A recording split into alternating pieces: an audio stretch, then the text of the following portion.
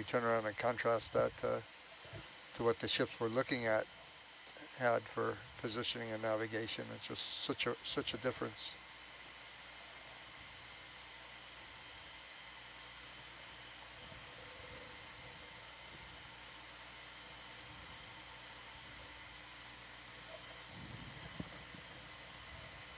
Is that tube structure? I'm looking at this image. Would that be maybe where the crane would have got attached? A crane pedestal? Yeah, I don't know. But somebody out Base there of may. the aircraft crane. Base of the aircraft crane. There you go. See, we're all learning enough to be dangerous. Walk away. Jonathan says, see, you can do it too. Thanks, Jonathan. I needed that.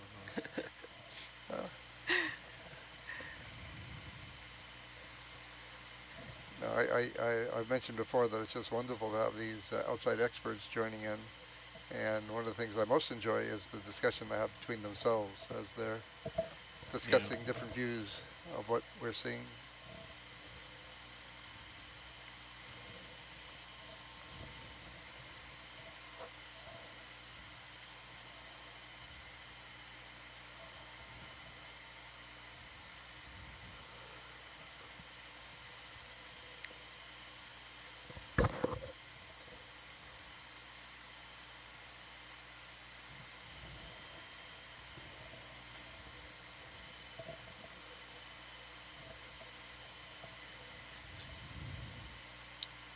This device looks like almost looks like small gun barrels.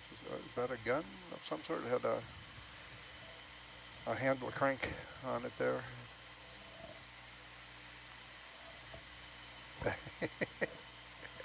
John Partial says outside experts are overrated. That's why I like working with you, Larry. You get us.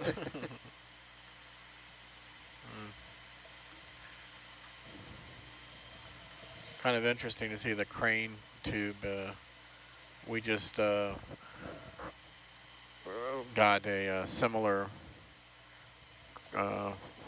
artifact like that from it was cut off the wreck of the Arizona and deposited at YPO Point back in the 1950s when they built the Arizona Memorial. And for many years, people thought it was actually part of the tripod for Arizona, but our old battleship expert, Travis Davis, identified it correctly for what it was and actually sent us pictures of the one installed on Texas, which was a near sister to Arizona, and is an exact match, even the rivet patterns and everything.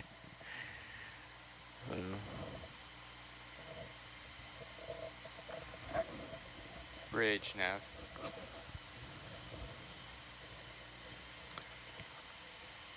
Pom-pom gun. Yeah. Move 15 meter. Jonathan, I was Bearing wondering if this ship was 240. equipped with the British pom-pom system. What is that?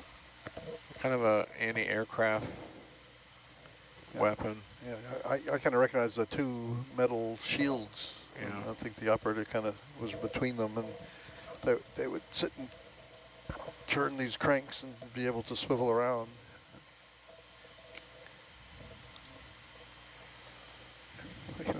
The cutest Jonathan calls it the cutest gun ever made. But it was certainly different.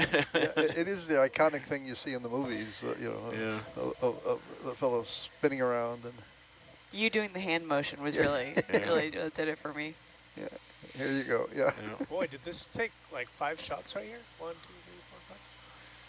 Are those bullet holes? They're 2 portholes, but then I think no, underneath there. 1, 2, 3. Oh yeah. Jeez, And off to the right, upper right. Yeah. So many squidworms.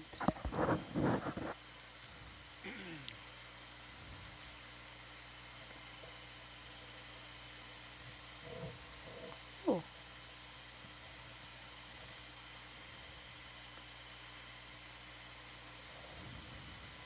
Ah, okay, that's interesting. So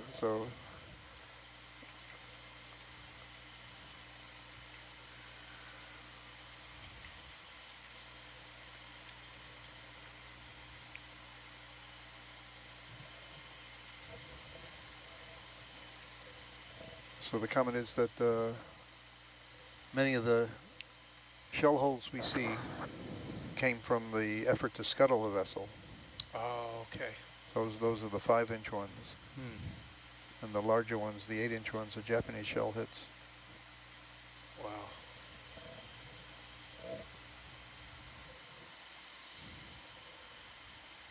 So we're now about 3/4 of the way down the hull. And we should be approaching. Yeah, that's the after director tower. That. Okay, so this is the I'm sorry, Nick, would you say the after director tower? Yeah. It's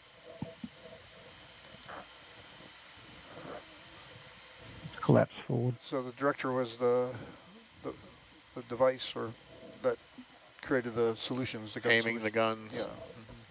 Yep.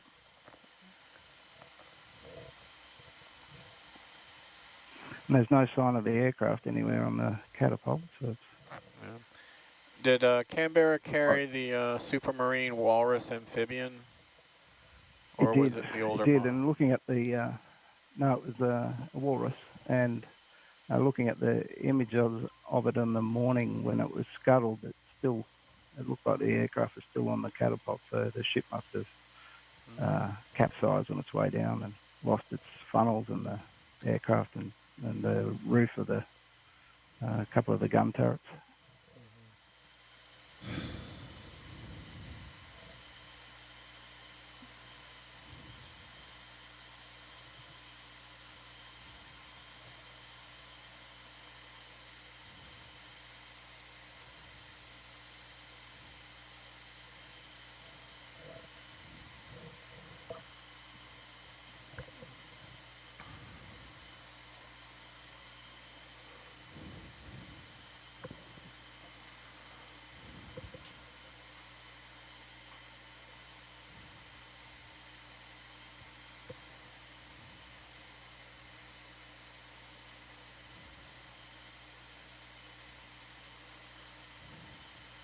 So as a greeting to Mike and Jacob, Catalina watching with envy from St. Pete, Florida.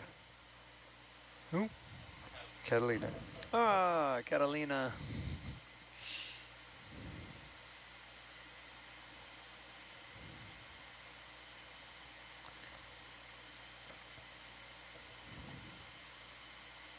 I think there's whoa, there's a very, very strong consensus, and I don't see what's going out on the feed, but many, many comments in. It might be better to keep the multi-view up with camera 3. I was hoping that the Norbert view could be one of the small frames on the side, like they were in the control room. Yes, I can switch that around. And if you don't mind flipping channel 3 back to that multi-view. Yeah, many requests for that. Okay, great. Okay, thanks a lot, Tess. So question maybe for Nick or anybody else of what would cause the turret to lose its top while sinking? We were talking about that earlier when we were over that, and you know, gun barrels had a service life. You know, keep firing the shots, you have what they call bore erosion. And eventually the rifling inside wears down, and that throws off accuracy and so forth. So the guns could be replaced with refurbished unit or with new units, and then the old guns would be sent back to the gun factory for relining. And so the tops of the turret were designed, I guess, to come off, so they could, you know, the cranes could remove the gun barrels. It looked like a pretty clean break. We didn't see any like jagged damage or anything that it ended like it had been blown off or anything. Yeah, Nick, I don't know if you have any further information on turret design for a county class cruiser or not, but at least that's kind of speculation from my end anyway. So that turret, B turret, had a couple of Oerlikon guns, 20mm cannon on top of it. and you can see them in the image in the morning when the US destroyers are evacuating the crew. So it didn't lose the top of the turret in the action. So it must have come off as the ship sank. capsized. Yeah. Yeah.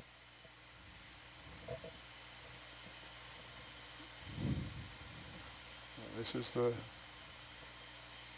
the back of the gun turret now. Looks like it.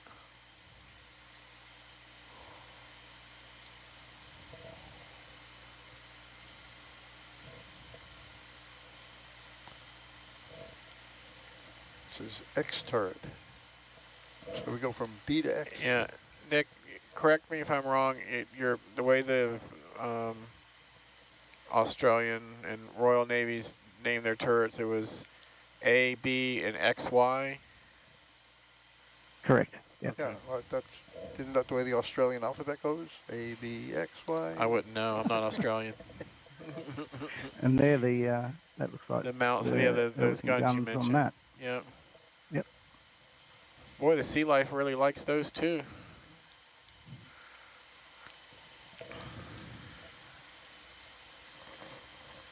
Now there's a request, I didn't notice it, a large spark plug-like structure lying on the deck, not on top of the turret. If we do see that, if we can zoom in on it.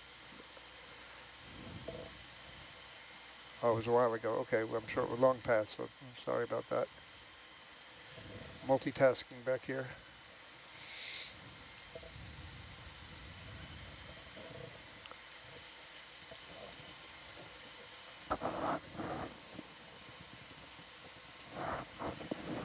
So this would be the base under the turret.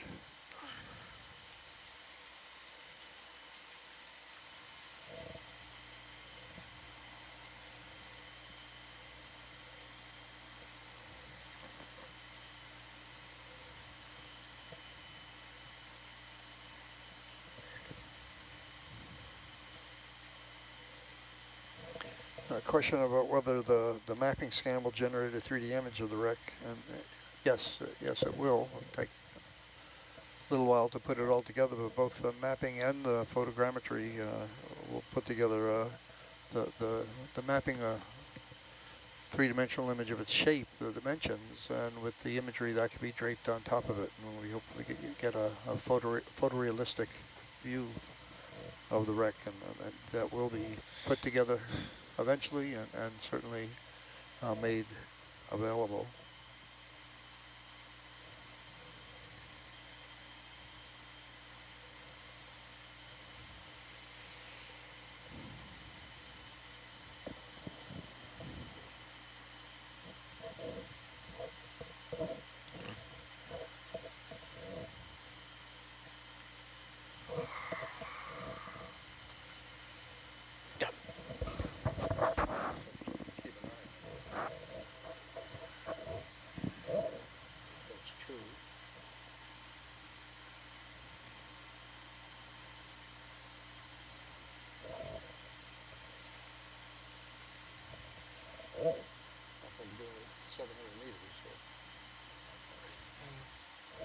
Look at all those black corals.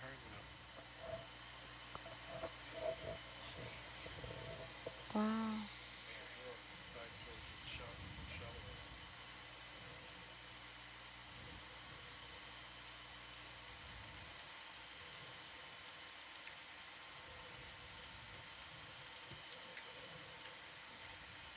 That's interesting. I'll have to ask Alexis about that.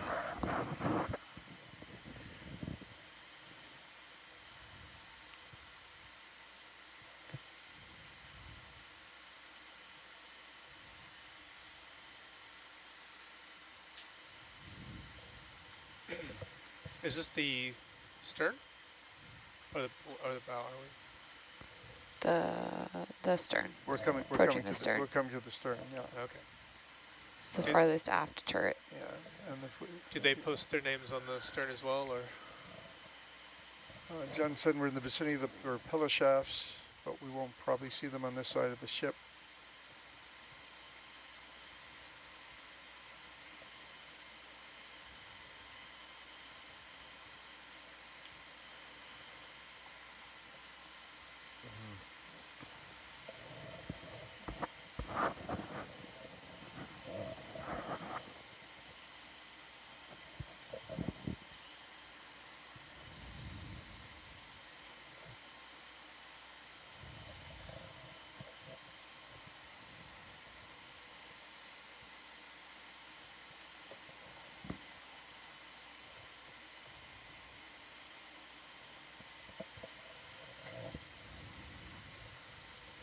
more turbid up here.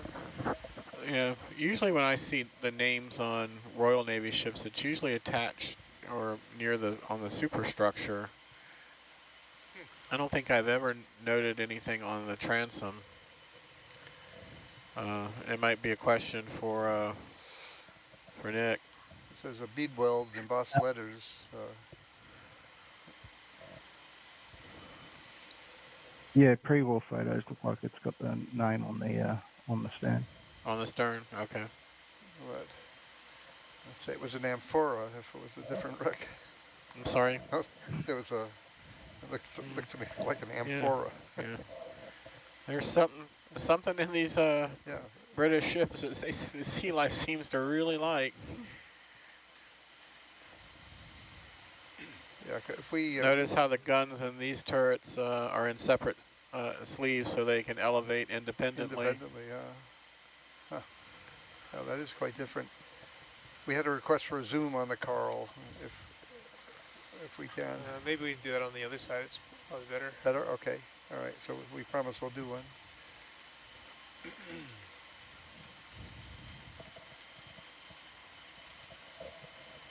It's probably the way the current wraps around those. Yep, exactly. Yeah. We see that, on the edges, as you see on the edges, on the cables, anything where you can get the flow around, which probably creates a little turbulence, and that's probably wonderful for feeding. And even within that, you see pretty clear zonation patterns of different species that are in slightly different sections of the wreck and on different exposure levels.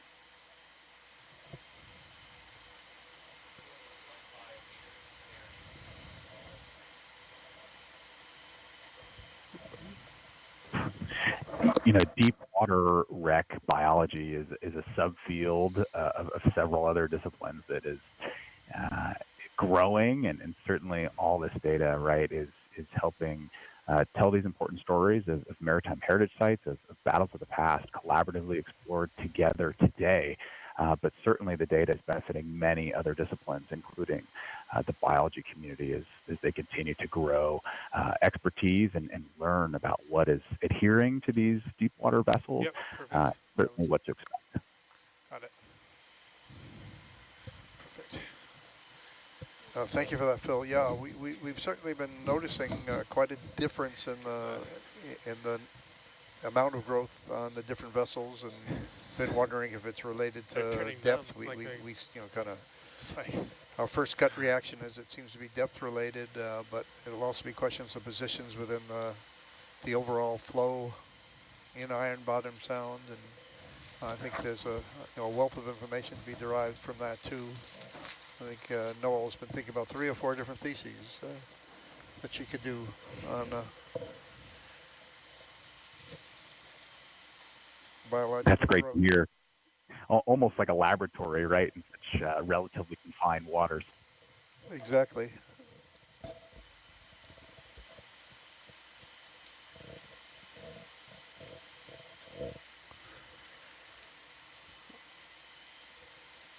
So we're just coming to the stern now.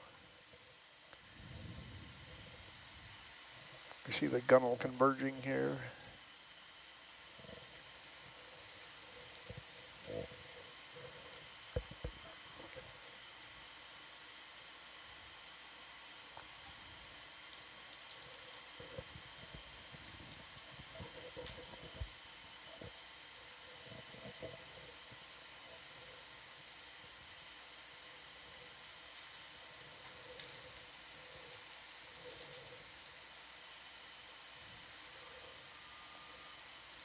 I would think that's where we'd see a propeller shaft or a propeller. But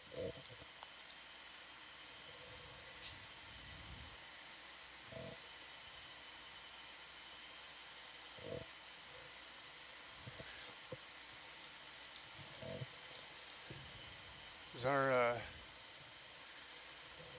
USBL acting up again, or? Okay. Just the weird, the green, maybe I'm not reading it right. Sure.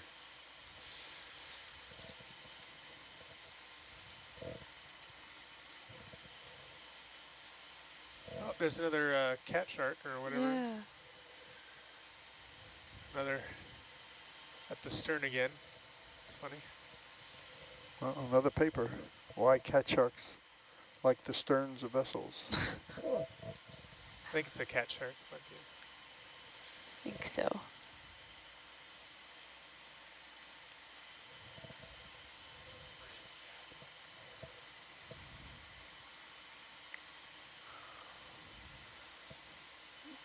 This is a little gun mount.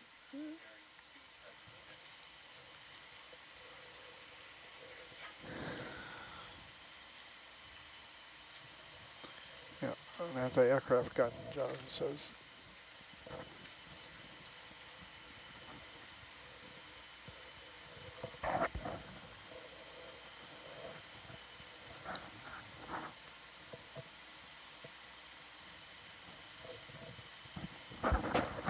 Still kind of weird to see depth charges on a cruiser.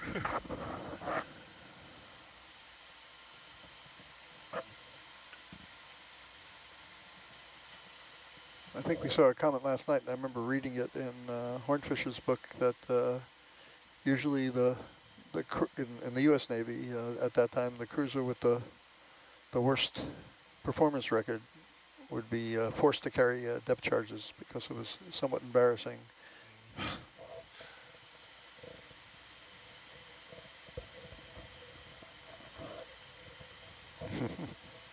A comment from Jonathan: if you're RN or RAN, you put depth charges on everything short of a battleship or a carrier.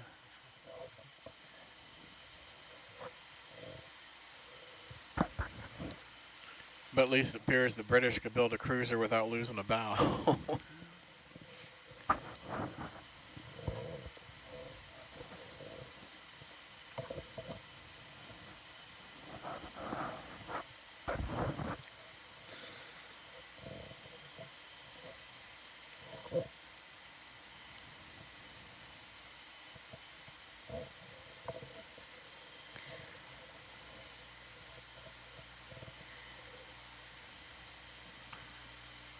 Hey, Jacob, could we drop a pin on the stern?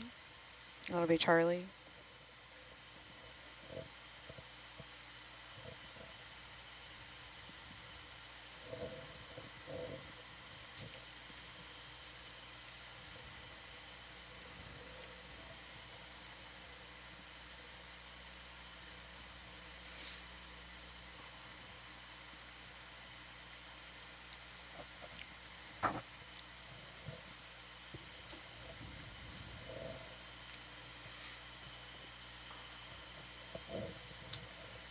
Looks like the sea life really likes the jackstaff too. Yeah.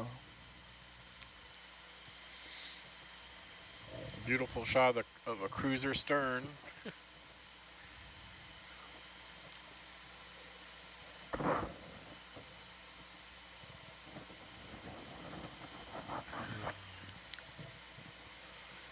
try and get it set up for you in a while.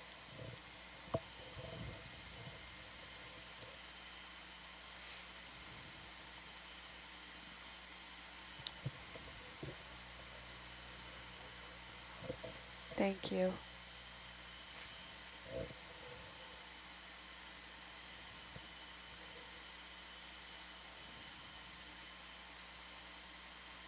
And the transom. Could we get a zoom kind of just below that hole?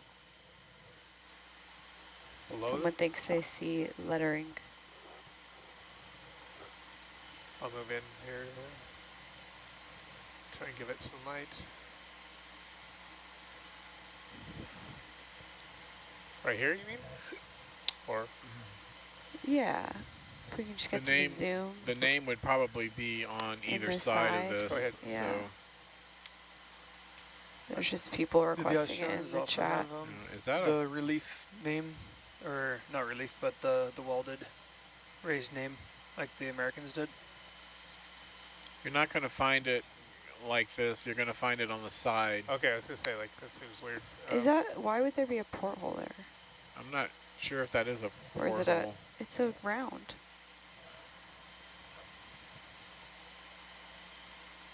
It's definitely designed for that, but Oh, okay, can you zoom out? Oh, great. We got some real help in the chat. They said it's for looking out of. Thanks for that. Got some smart people. There are I've been on research vessels that had that, but it usually is on the bow because you want to see where you're going, not where you've been. Yeah, you would see the name spelled out on on either side. So Frank, were the I'm names going to also... guess that it's going to be covered over, but with sea life at this point. But I'm sorry, what? Someone was asking a question? I was going to ask, are the names also raised? Yeah, like beaded weld. Very similar to what was done on the U.S. ships. Okay, we're going to rotate around to this port side.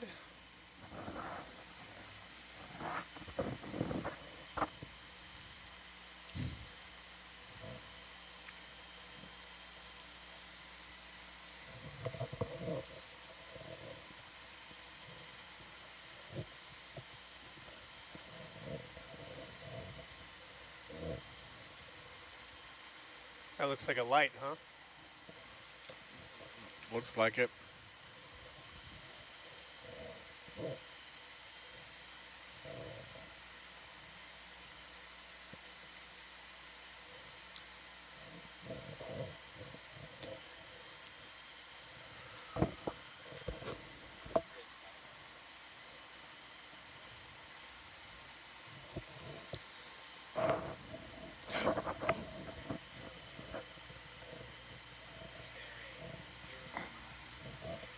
Okay, so we've just come around the stern of HMAS Canberra, and now we're going to start moving up and down along the port side, going from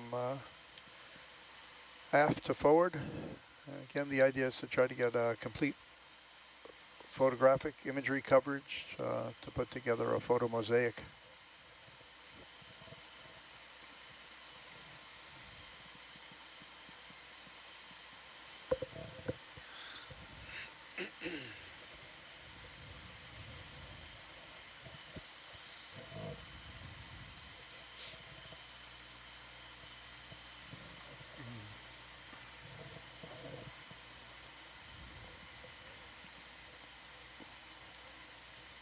Just wait for the ship a little.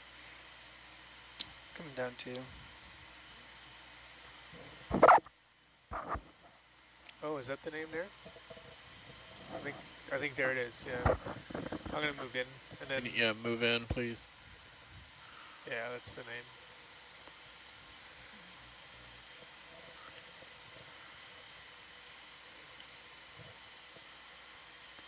I see an R.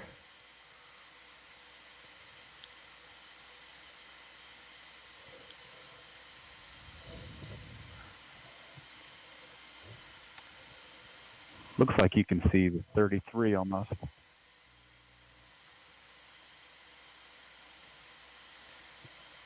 There's definitely a 3 there.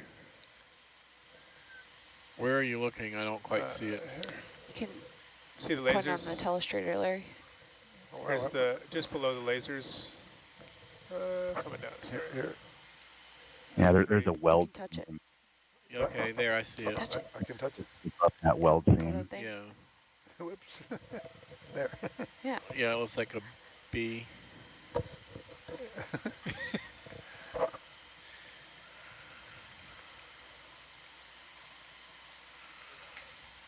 Huh?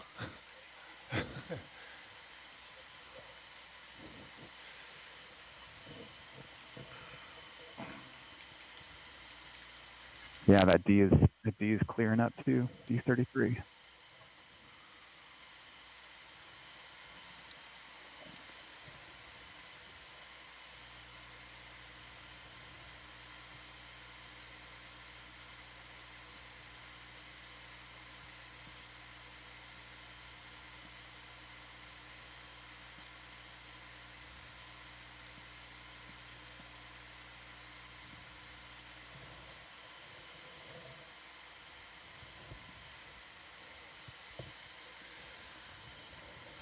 Fortunately, it's not It's not super clear. It would be nice to get a nice, pretty shot of that, but I think that's the best we're going to get, guys.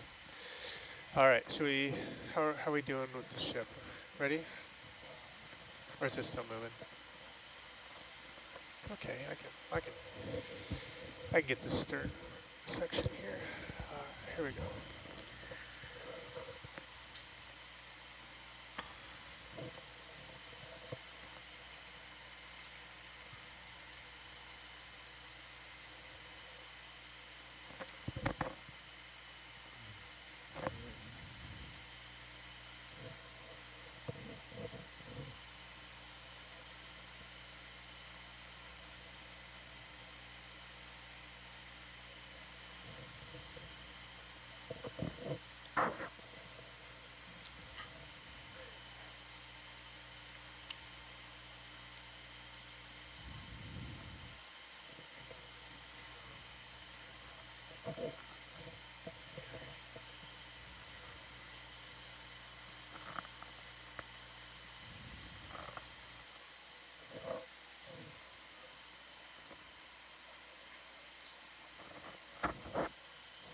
Okay, so I shook it out. All right.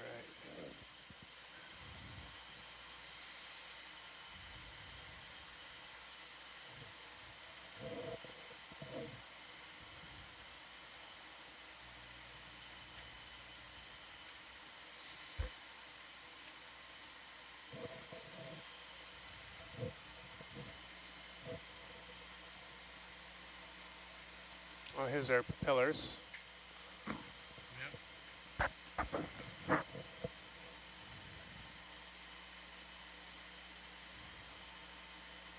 Well, looks like it's come free of the... Looks like a 3-bladed propeller. Huh. Noel, I'll try and get it posed for you here. Yes, please, if you can. Just down a little bit.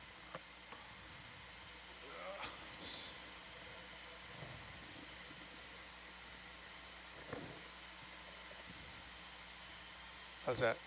That's good, thank you. There we go.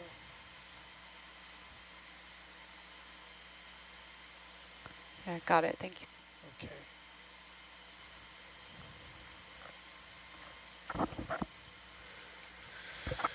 Okay.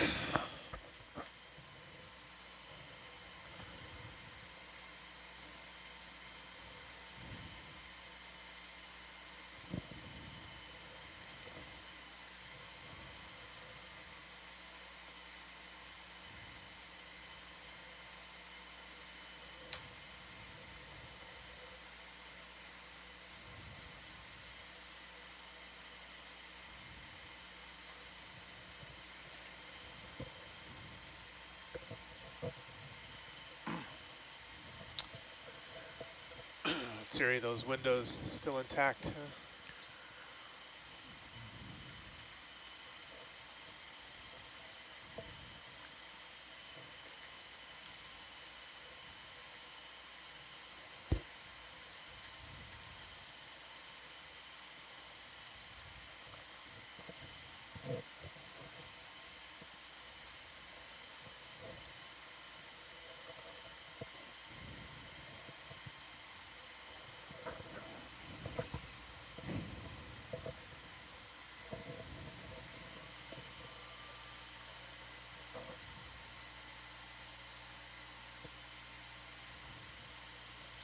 Port.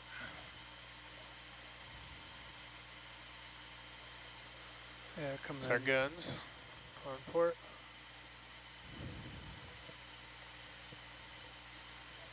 Oh, frogfish. Yeah, can we zoom on that? Sure. Or are you moving? That's so cool. Little Go for it, Tess. frogfish. Okay. What is that, Noel? I think it's a little frogfish. What kind of fish? Whoa. Oh, let me get it. Maybe just See, there are fish, Larry. Yeah, that one I'd call a fish. I can zoom a little more. That is Maybe very fun. iris down just a tad. What's our depth here? 693. Great, thanks. It's a goosefish, somebody says. Goosefish. Okay, Get the Jess, thank you. all the growth all on the hole there too.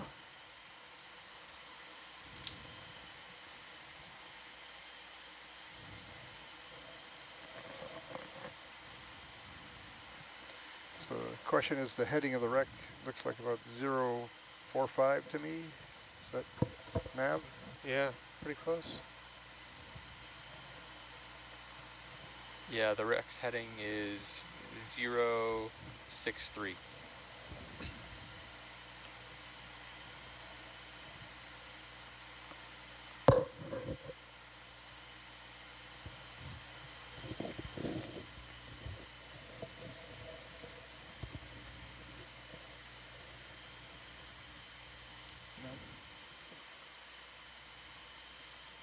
Is that a buckle in the hull? Yeah. Some sort of a distortion there.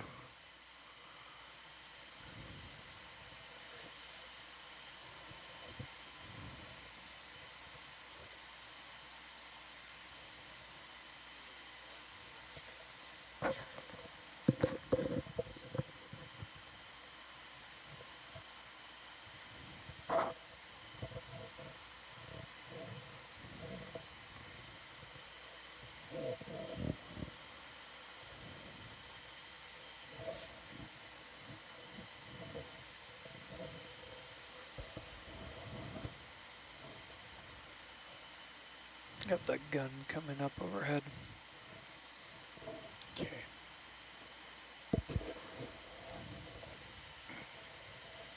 All right, maybe here's where we can get that close-up of the Yeah, coral. you got it one more Off it. barrel above you. That was what it was.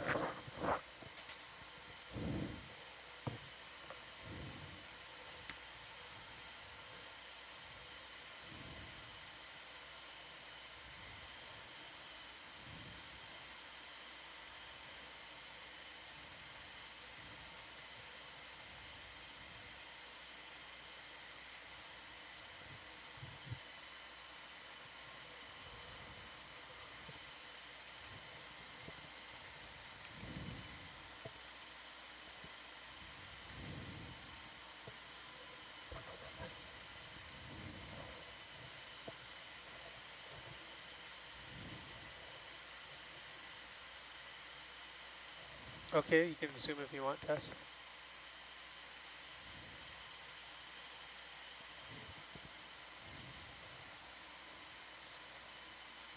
There you go.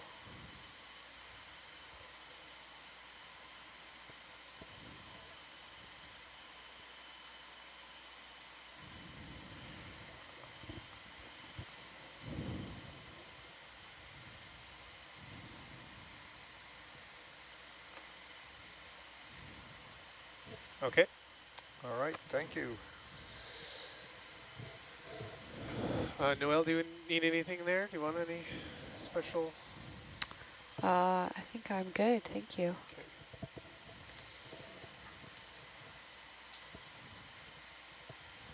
Okay, I can iris back up there. Yeah, thank you. All right, once again, we are at about 690 meters. We're exploring the wreck of the HMAS Australian cruiser Canberra, which took part in the Battle of Savo Island in August of 1942. It was severely damaged and then scuttled on August 9th.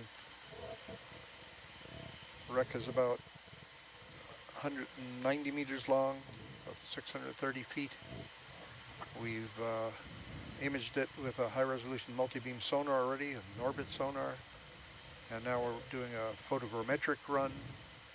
We started at the bow. We came all the way down the starboard side, around the stern. We're just around the stern now, and we're coming up the port side. And we're at, is this gun X, gun turret X, is that the X and Y.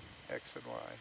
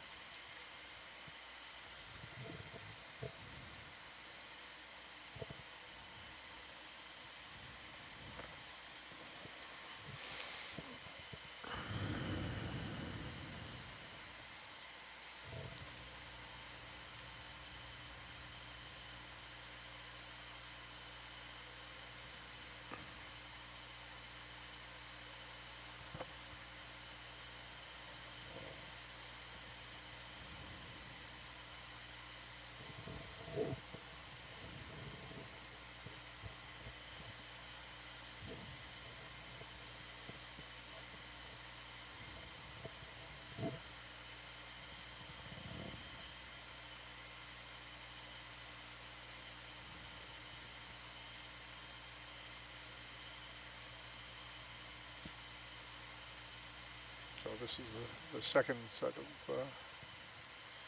of guns. These two pointed in both at the same elevation. And I think I read in the comments by our experts that the guns were trained to the port. Yeah. But they never actually got a shot off. She was hit pretty quickly in the battle.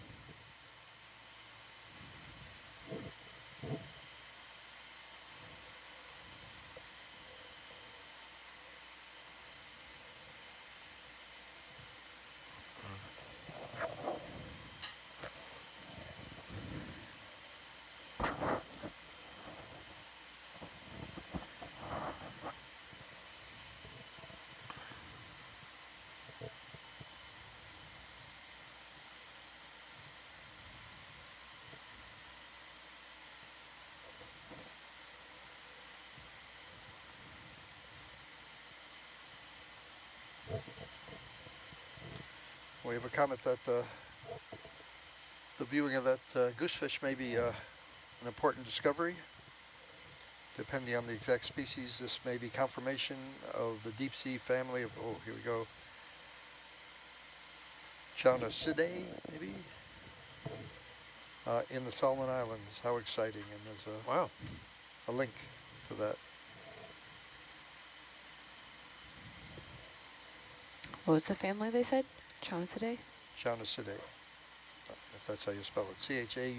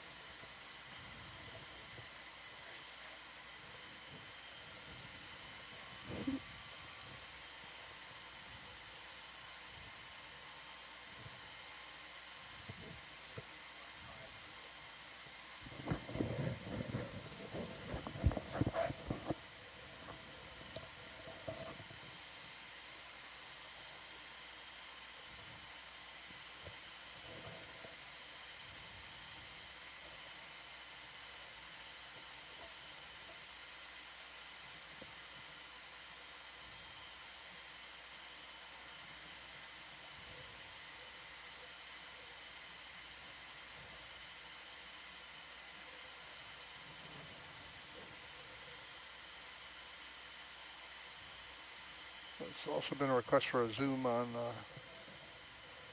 blue coral or a black coral. Did you see? I haven't seen it that, but if On which black corals? I think these are all black corals here. On the top there. Okay. So I would imagine there's been a couple different species that I think we've seen. I think it's these little wispy ones underneath all the purpley. Yeah. So stuff. so if we can get a zoom on one of those, I think we'll go ahead. Hopefully placate the coral people.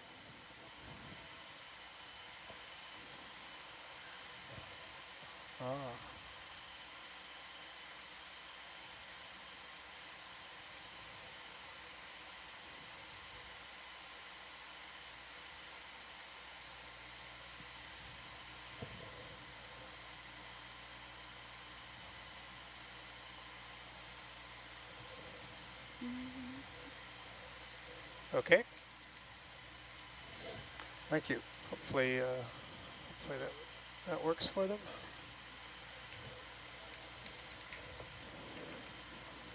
So actually I need to go a little further up here.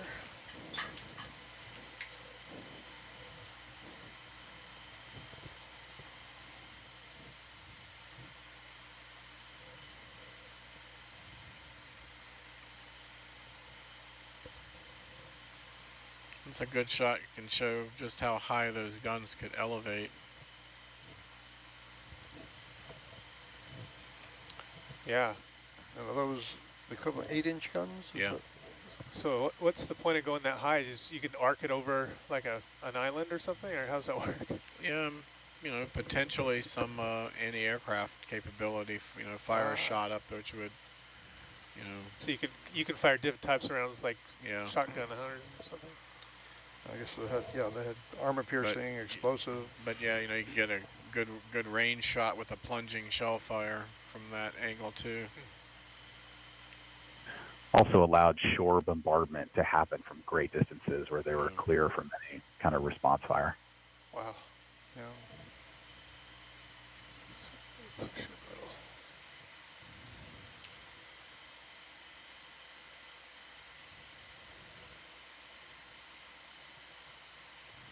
Kind of a touching image for a war memorial. Yeah. I was thinking it looked like a cross. Yeah.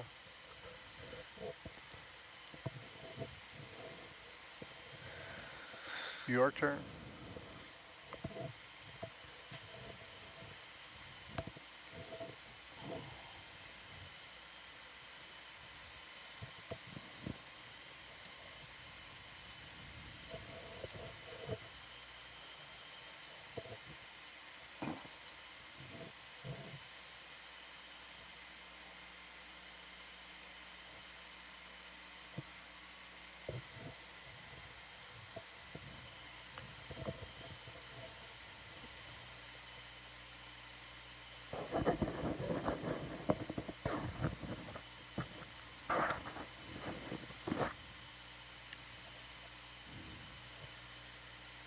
Do we have a tally of how many hours the vehicle has been down? I don't even know what day it is anymore. July 8th. Whoa. Yeah.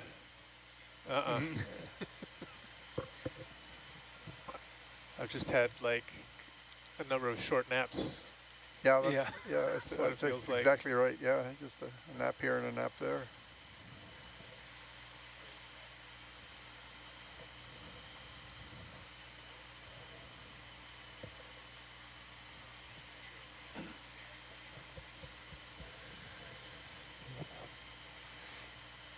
It's strange. It's like sometimes I wake up, I don't even remember if it's night or day, or I guess it doesn't really matter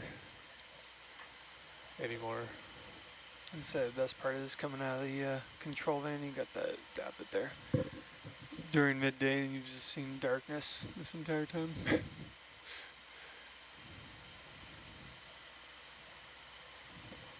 They kindly turned the Dappet inward for you this time. Yeah.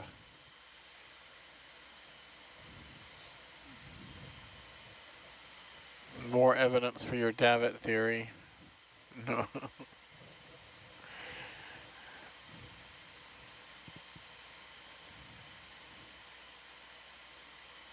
I'm going to come down a little here.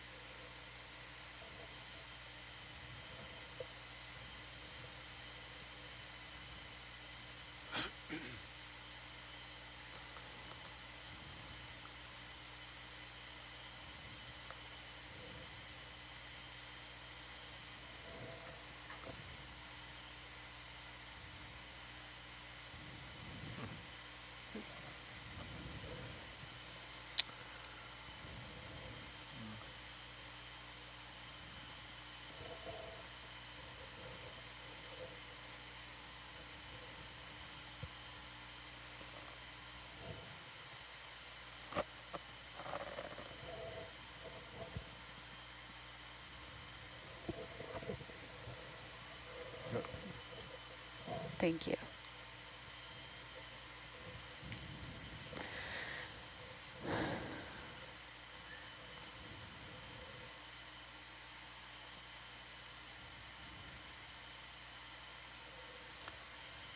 Yeah, somebody asked what time it is here. It's 1:30 in the morning, local time here.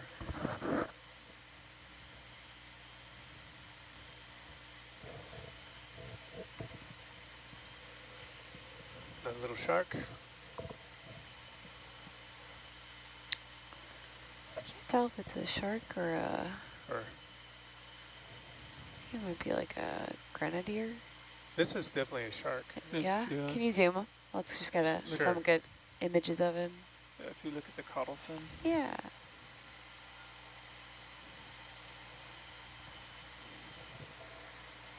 Cool, thanks. So cute. And also get... Okay, you can zoom out, Tess. Thank you.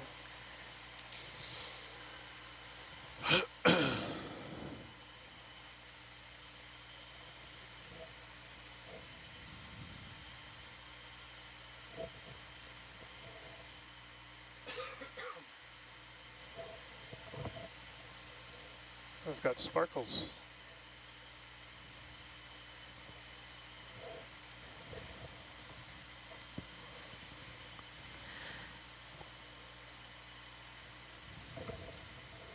There's some interest in getting the lasers on one of these shell hits. I don't know which shell hit they're talking about, but maybe this one directly ahead of us. I think that's one right there.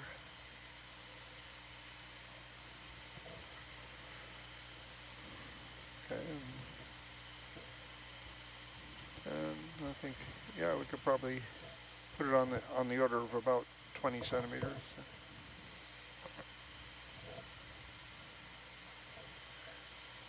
Yeah, step over. Excuse me.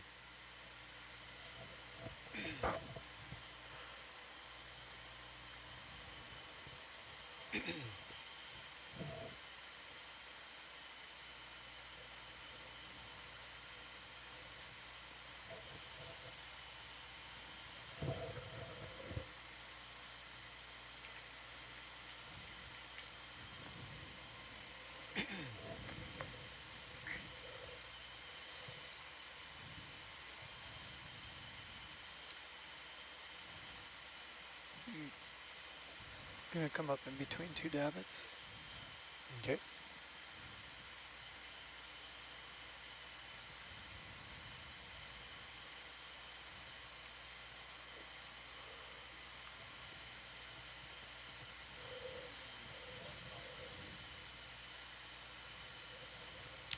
It's the back of our catapult.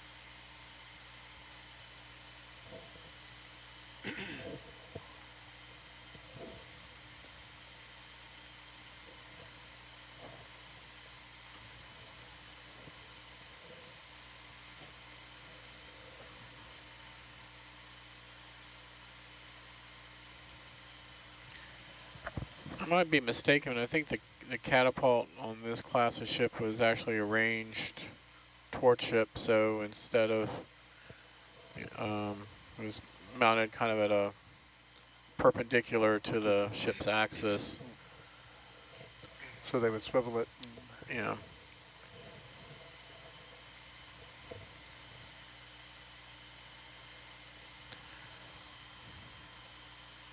Frank, any idea on how fast that catapult has to send that seaplane out? I wouldn't even begin to be able to guess at this time.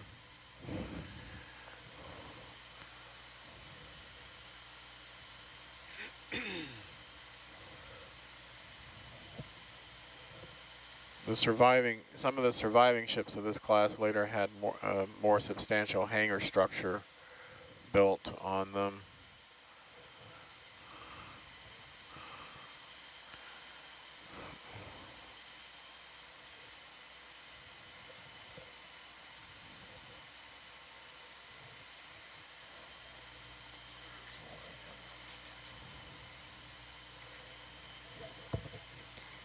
Many boats. 4 boats on each side, I guess. And those boats were used as what? They weren't I'm sorry, I can't hear you. The question was why there were so many davits and 4 boats on each boats, side. yeah, 8 boats, 4 on each side. Yeah, those weren't lifeboats, I assume. No, like they the were gigs used utility for boats, transporting. Ships are given an allotment of small boats of various types for various functions. Was this damaged from an 8-inch shell here? Yeah, it certainly looks like a shell hole. Certainly looks like one. One of the big ones. So coming up at your mic. Roger. Coming up.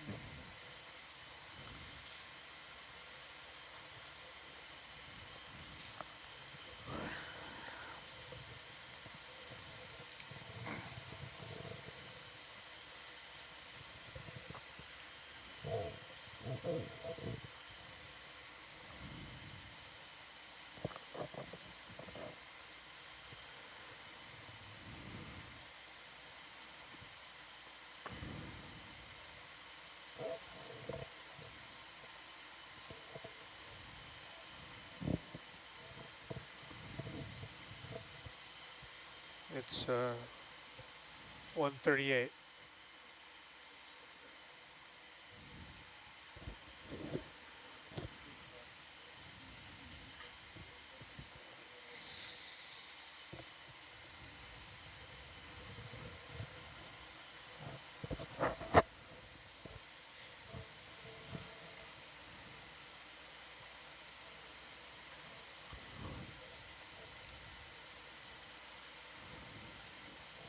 So we have a 7th grade class from the Autonomy School in Brazil. And they'd asked how would you like to visit Brazil with Nautilus? So why don't you, as science lead, Oh boy. answer that question? Oh boy. We'd love to visit Brazil. Maybe one day. I think the next few years we're sticking to the Pacific. But yeah, I think we've got a couple of more years in the Pacific. And yeah, I think our chairman of the board has a better sense of this than I would. That anchor chain. So you're asking the right person. No, I think the plan right now, it's very expensive to move a vessel. So once you kind of get in a place, you want to do as much exploration as you can in that area. And so we tend to have a campaign of several years in given areas. And right now the commitment is to the Western Pacific. But beyond that, who knows? Who knows? Yeah. I'll be out there. There's a lot of unexplored ocean out there. I'll be out there later this year with Schmidt, where it will be in Brazil. That's right. There will cool. There will be other research vessels. And who was saying that? Ben? Yeah. Yeah. So our 2 will be out there. Our pilot, who sails also on a vessel called the Falcor 2, which is run by the Schmidt Ocean Institute, and that will be in Brazil. When will that be, Ben?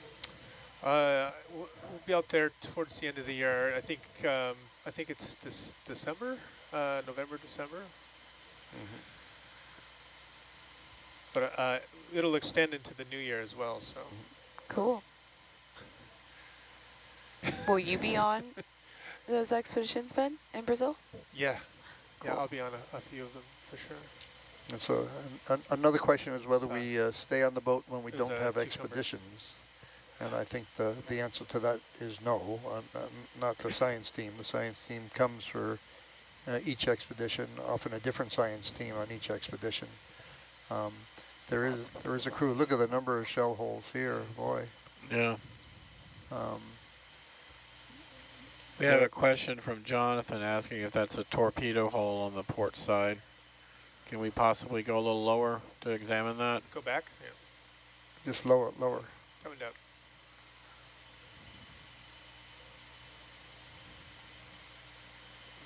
It certainly looks like a possible torpedo hole. Or it just punches a hole and doesn't explode, or no, now it doesn't. Or what, this thing down here maybe? Down here, I think, is what we're talking about. Looks like maybe it just blew out. Yeah, there's a plate, certainly a plate's come off there.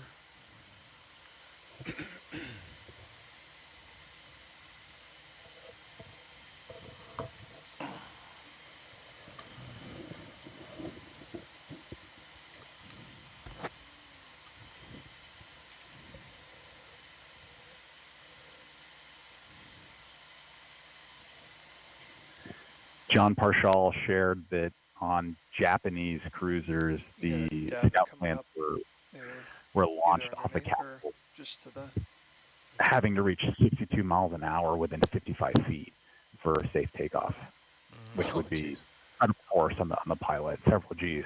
Wow, yeah, that might be quite the jolt for the pilot. Yeah, it's some whiplash. Yeah.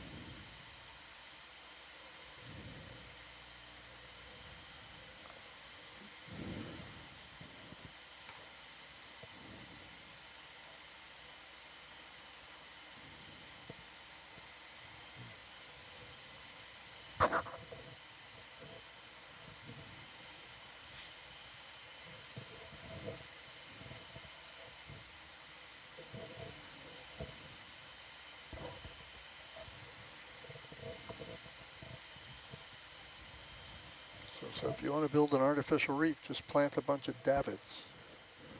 Boy, you ain't kidding. Get some candy canes.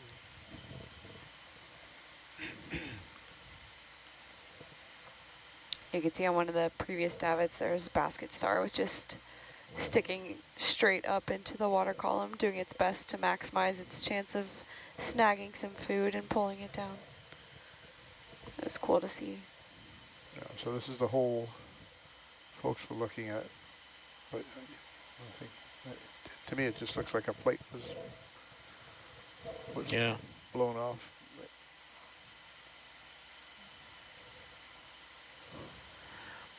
It was kind of hanging there too. Right. Yeah, you're absolutely right.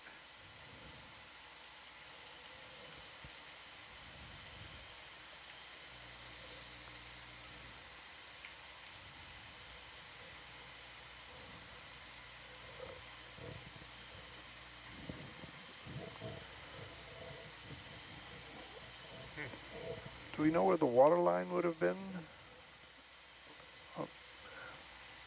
These ships had a very high freeboard.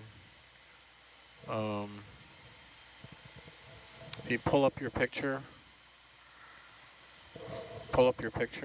Yeah. Notice how high the freeboard is very high on these ships. Yeah, and this is this may be the paint. The boot top. Yeah, the dark to light transition. Yeah, the boot top. So because there's another shell hole. Clearly that was above the water. I guess it's possible for shell to penetrate below the water line, but probably odds are less.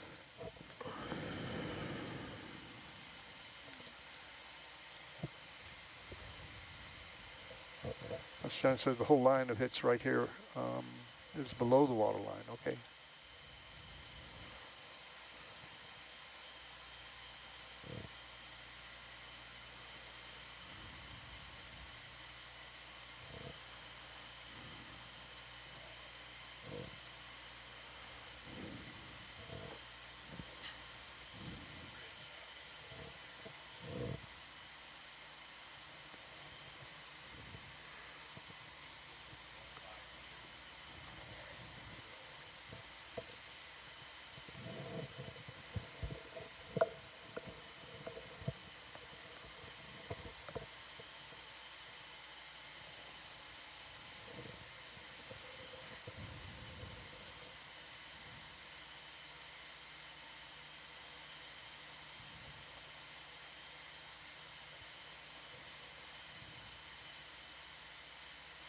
Here's another one of those thingies, those brass things.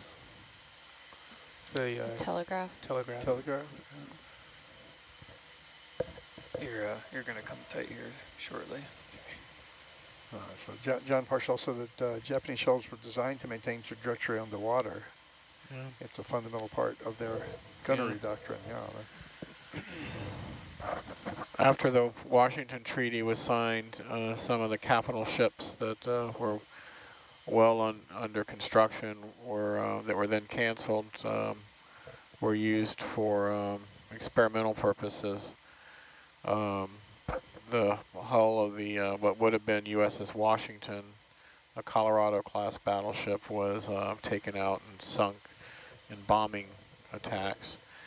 And the Japanese took Kaga sister ship Tosa out and conducted the tests that where they developed their plunging shell fire that could continue its trajectory after hitting water. Okay, starting to get a little bit of slack.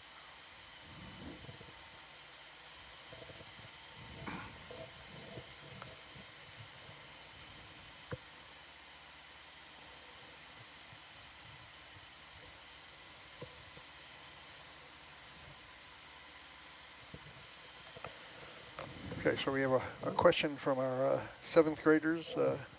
Is that one of the funnel What casings? areas of science you guys graduated in? So Noelle, What was the question? What areas of science? yeah. I have a master's in marine ecology and evolutionary biology.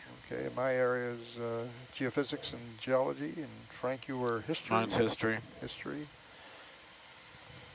Tess, you were Aquatic biology. aquatic biology, and the front row were engineers. Oh, and Jacob at geology.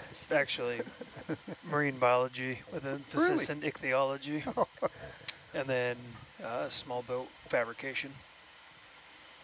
All right, so that's the gamut there.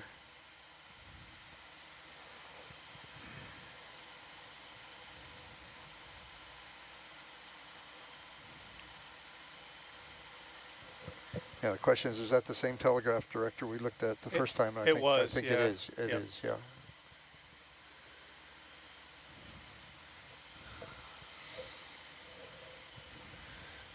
Yeah, that's why I didn't move in there. I was like, oh, that's the same one we saw. John Purcell says, oddly for a naval historian, I was a geology major. We won't hold that against you, John.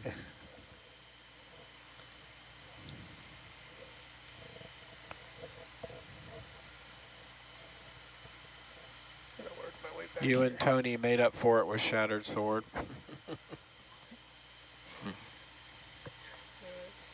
And what are we seeing here? What is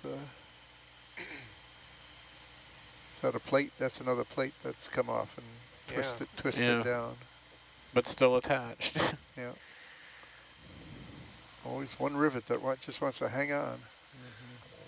Well, so it looks like a secondary hull or something, huh? Or what's underneath there? There's.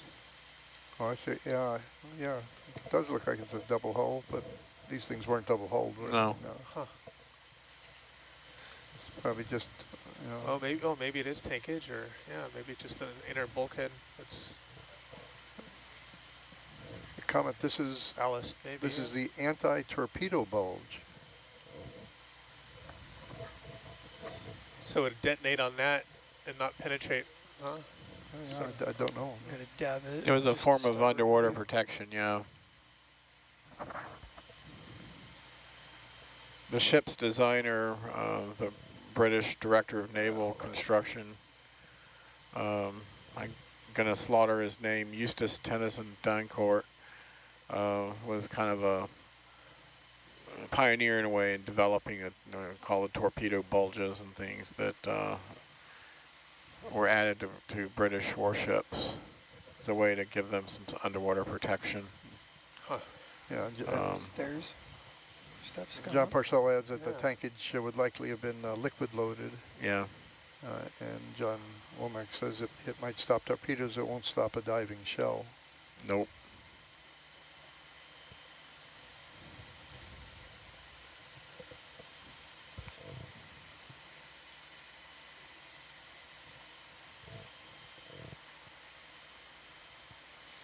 Hold on a minute. I don't think I got this section. What is this? Is this a life raft? Or what is this thing? Oh no, we got there. Okay. Oh, wait a minute. No, we didn't.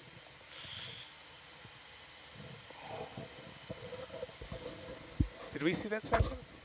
Yeah, we saw that. Oh, we did. Okay. Yeah, we saw that head on. That was the one we said was Okay. hanging by its last rivet. All right. Sorry.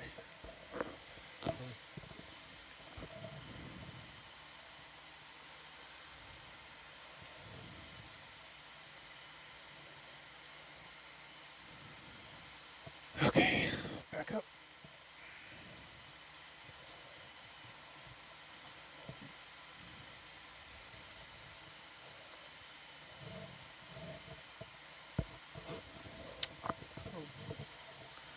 It's a series of rungs, or I'm not really sure what those are. That looks like some sort of a cable or chain. well, coming. Yeah, there's a chain Yeah. along the side. I was looking at the vertical structure Yeah. that had almost like ladder rungs on it.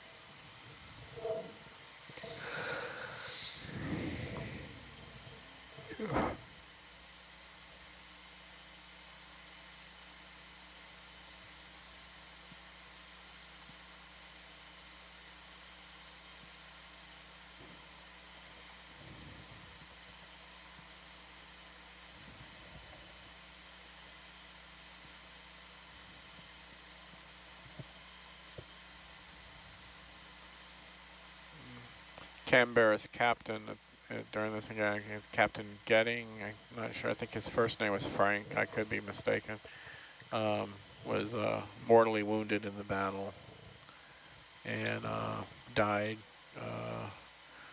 from his wounds.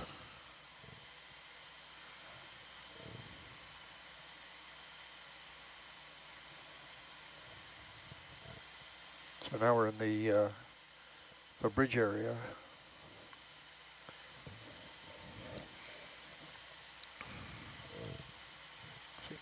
Quite collapsed.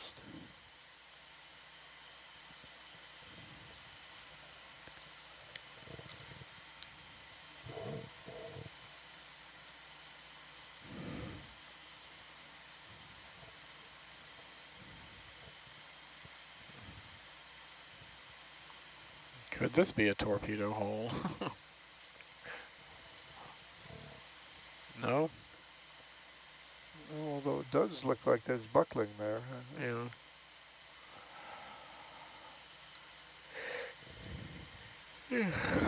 Just a wrinkle in the hull.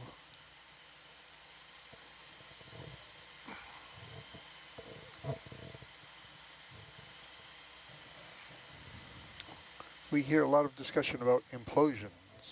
Yeah. And this happens when there's an air bubble trap Yeah. somewhere The in the ship hull. sinks fast and the water pressure, air can't escape. There are a couple comments about our Australian allies, and those are very true.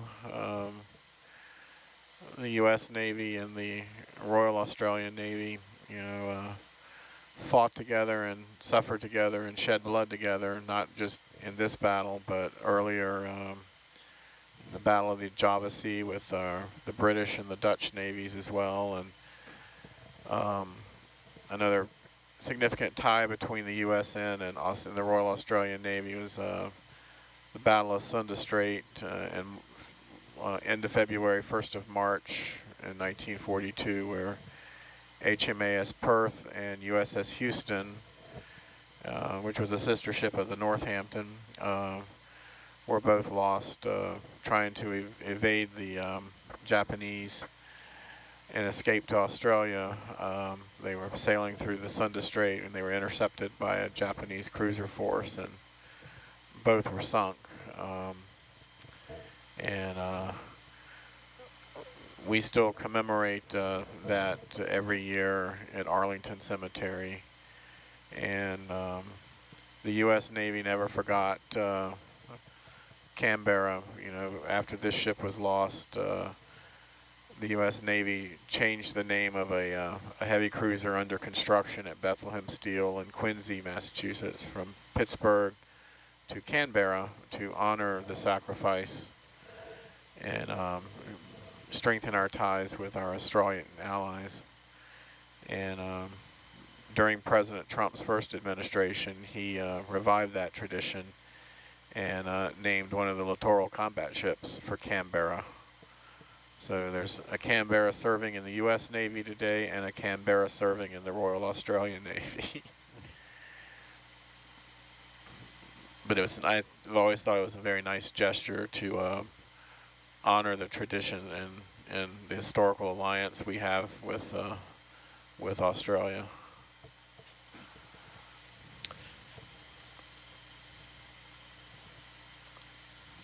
Yeah, so we have a question from one of my colleagues, Mimi Lobecker, and she asks, was the wreck apparent in the multi-beam bottom backscatter data? And I could say it was from the DRIC surveys, that's the EM712, it was apparent from the bathymetry. The backscatter is, I think if we looked at the backscatter alone, we wouldn't have been able to definitively identify it. The backscatter is very complicated on a wreck like this.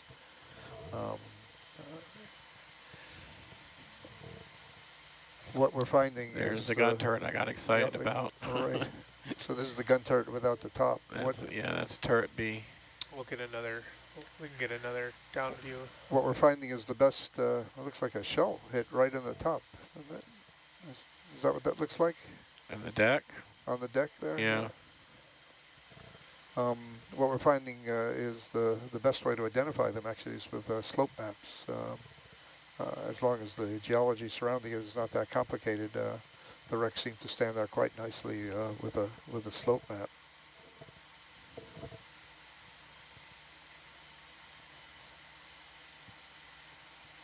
And I believe Dr. Ballard had a Canberra survivor aboard when he initially discovered the wreck in the 1990s. Yeah, he had a number of veterans of the battle. Yeah.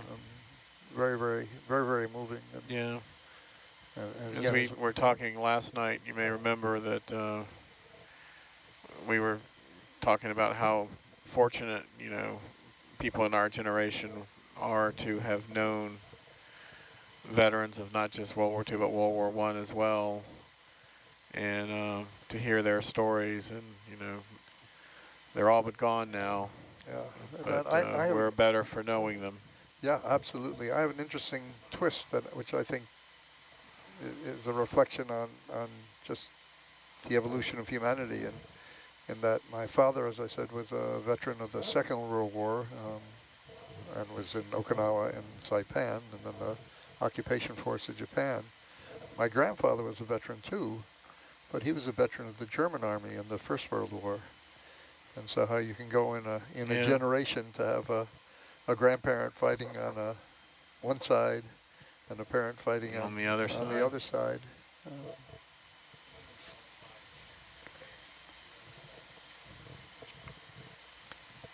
So lots of discussion amongst our experts about the plating blowing off, and I think Yeah. I know the air tends to compress when you go down, when so that it starts shooting through these compartments. right, and this is exactly what their discussion is. It has to do with the anti-torpedo bulges, that they're thinking that they were air-filled to see all this plating being blown out. That would definitely make sense. Yeah.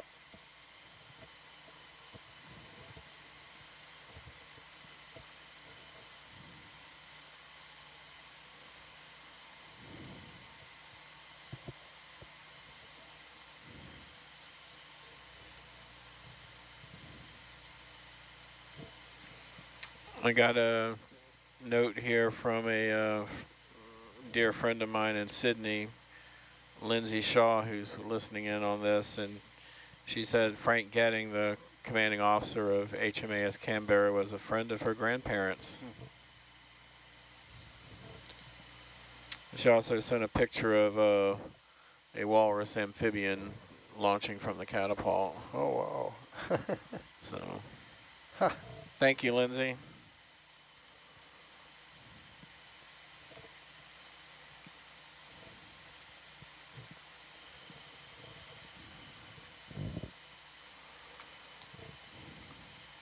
And so this is gun turret A now? Yep. Looks like some shell penetrations there.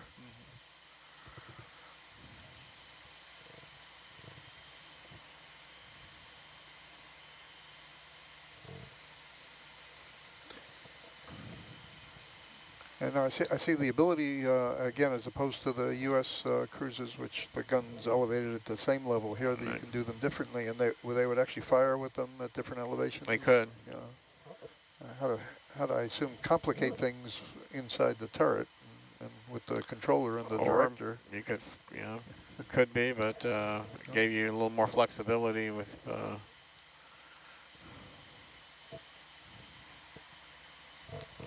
The U.S. Navy, initially had to work out some things when the triple turrets, when they fired. I guess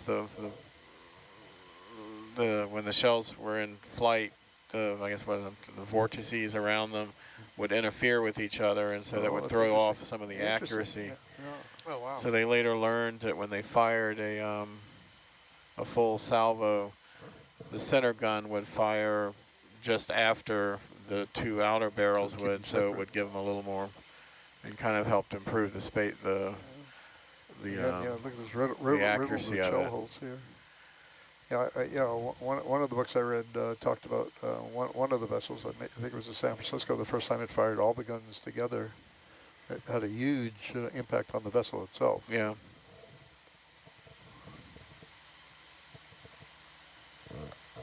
In the 1980s, when they resurrected the 4 Iowa-class battleships for service in the missile age, that was one of the initial concerns they had, was how the blast of a 16-inch gun would impact the electronic components of a modern ship. And so some of them were, like the Harpoon launchers that were installed on them were hardened and heavier than those that were mounted on other ships, to withstand the blast. Yeah, boy, look at all these shell holes. Yeah. Yikes. And I'm going to assume, not only are some of these Japanese, but there are also some that are going to be from Allied ships that were firing shells at her during her scuttling. Right. They're saying the 5-inch holes, the 5-inch shell holes are from the American vessels that were trying to scuttle her. All right, we'll do our regular swing around and then set up for a central run. Sure, yeah. Perfect.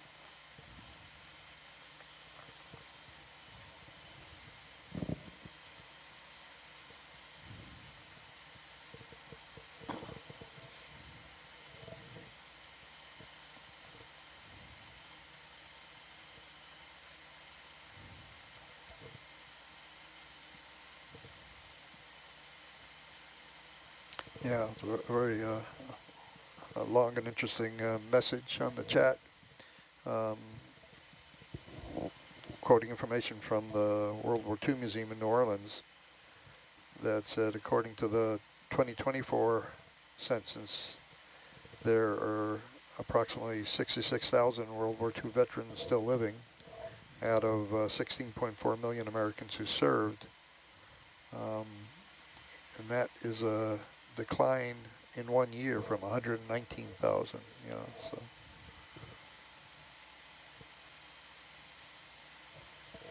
so thank you, whoever looked that up.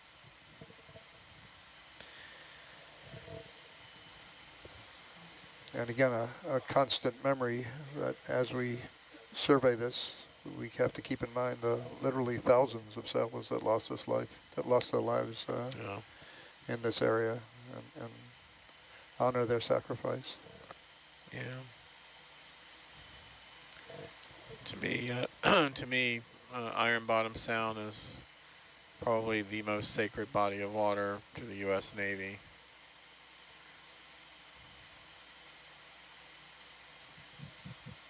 As I said in an earlier watch, after the campaign ended and the fighting had moved further away, when ships would come through down what was the slot and into Iron Bottom Sound, they would perform an S maneuver as a salute to the fallen, their fallen comrades.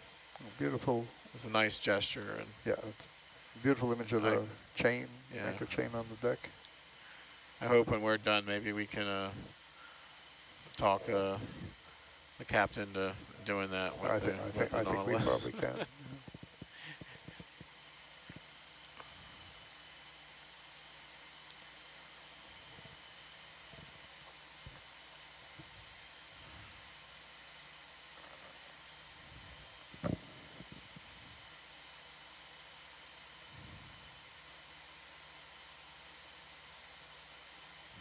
The anchor here. That anchor chain almost ran the entire length of the boat. Yeah. I think we saw it back by the catapult. Yeah.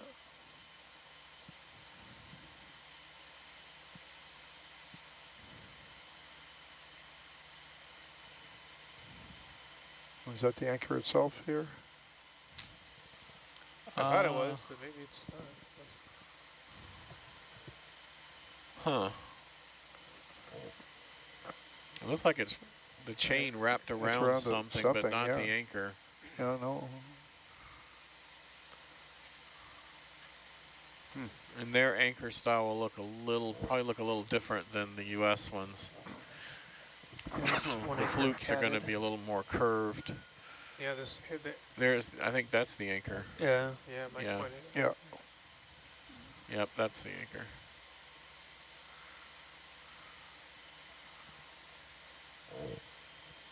Can you pull up your picture again? And Jonathan points out the draft marks, which I think are called plimsoll lines. Yeah. See right there. Yep, the plimsoll line. They would be in Roman numerals too. So I think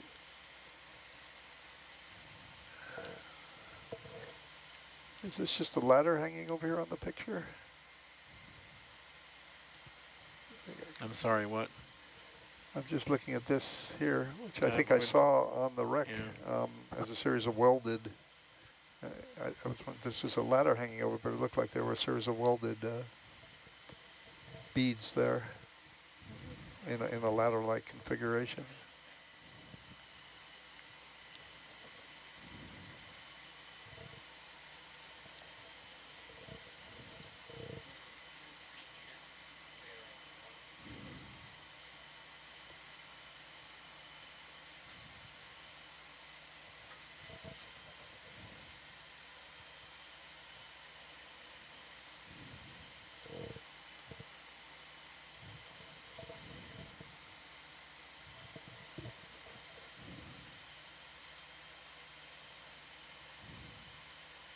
Looks like the chain runs off. Yeah. Well, the Norbit is only so good. The Norbit didn't pick that up. If it could pick that up, I'd really be impressed. It's definitely gotten more turbid here. Yeah. If we could get back in there, see if we can see those draft marks. Draft marks on the bow? Yeah, below the anemone.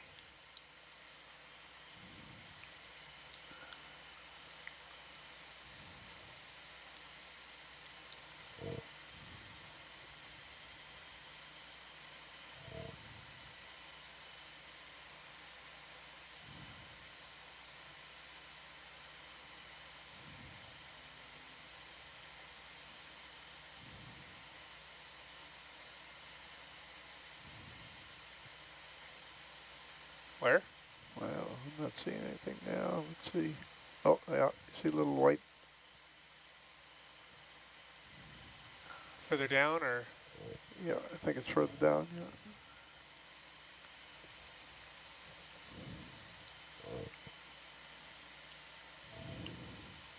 Well, maybe not. Well, if you can come on up slow.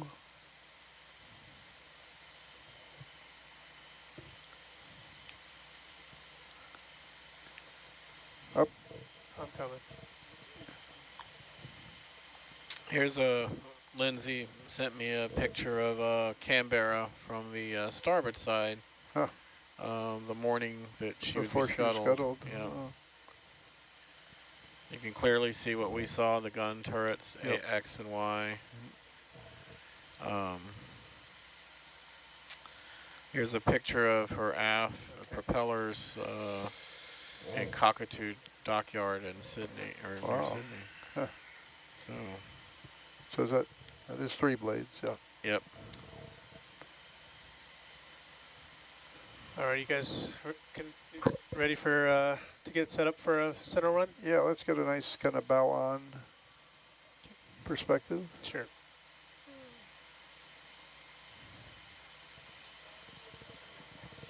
Oh, okay. Good to know. Thanks. Yeah. We could take our time with this. We certainly have no... Still have 2 hours to go. Yeah.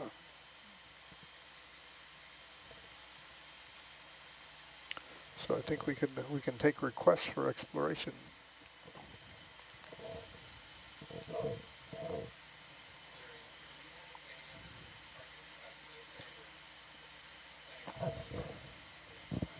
Yeah. So we didn't actually, and that's as I said, we either take our time here, or we can I can go see if there's a close by target we can explore in the meantime, because we certainly do have time. So here's the front of the bow. All right, I'm going to go take a look at the maps. Okay. And sounds good.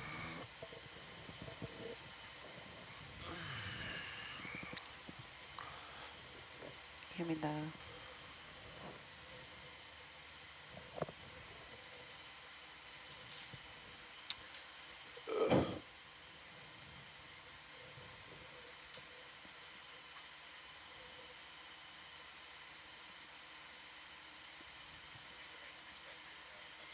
Oh yeah, definitely. Yeah.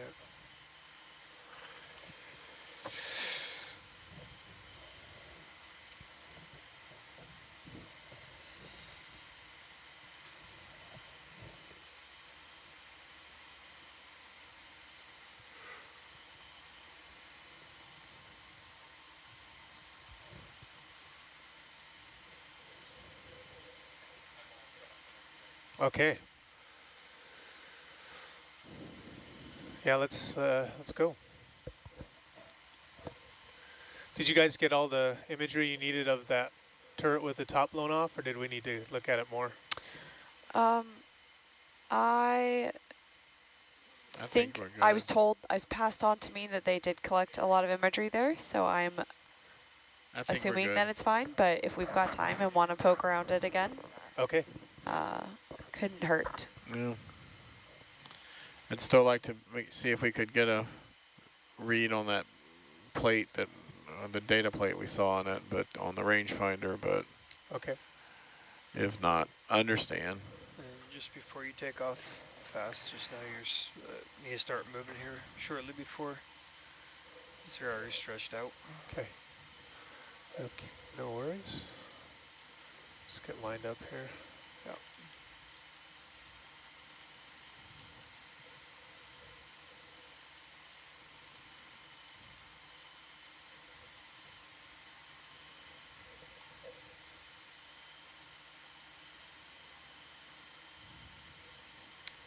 Are you okay if I kill your stern light? Yeah. There you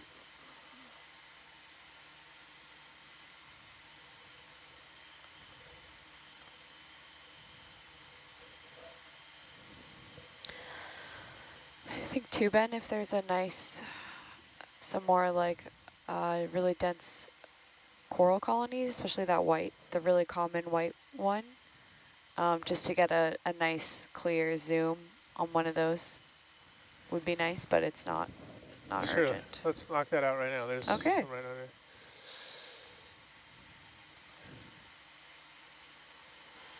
This one, like this? Yeah, Or that'd be great. Just okay. get a nice look at that clump and see all the different species that are on there. Go for it, Tess. For future ID.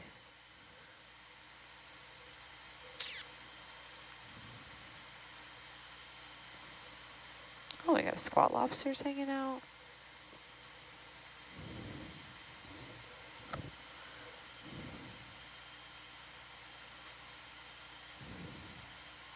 That is quite a dense community. That's amazing.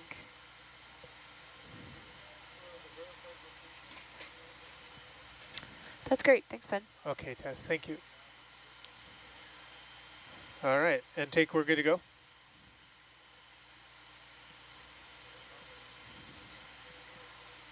Good. Yeah, they're on the way.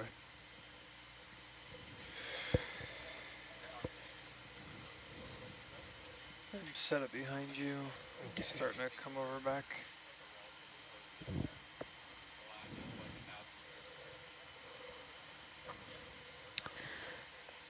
Ben, I'm seeing in the science chat that there is some interest in getting a good close-up of the inside of turret B again. Okay. The science portal was down at that time, so Okay. they couldn't talk to each other and share their insights.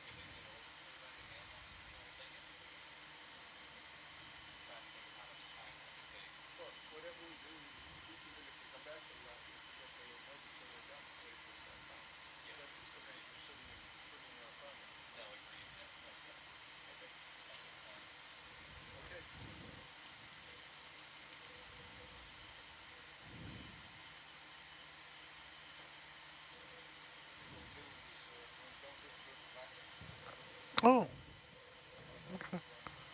Okay. Starting to come up short. Okay. Oh, that's yeah. We've got a question from a viewer about how far from where a ship starts sinking at the surface could it drift before it lands on the bottom? Starting to get pulled I off. don't know the answer to that. You know, we've been studying that phenomena back at the home office. My archaeologists have been working with the folks at the model shop up in Carter Rock, Maryland, to test some theories about that. But I don't really have a really intelligent answer to give you on that. Sorry. Okay. That's a question for Bob Ballard. I know he's got some theories on that from his exploration and all.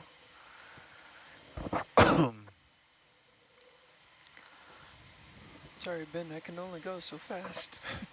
No worries, man.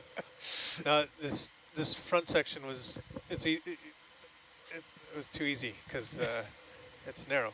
Yeah. So we can get it one shot. It's gonna slow down here pretty good. So.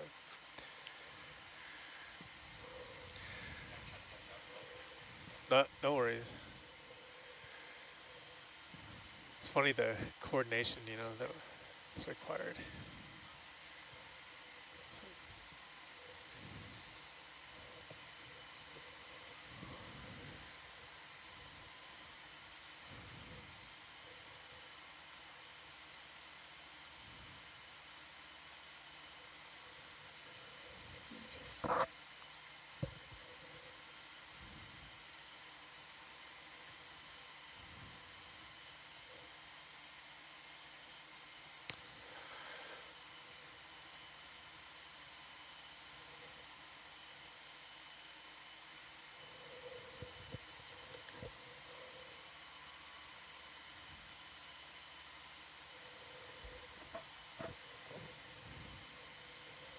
Just looking to see where I'm at.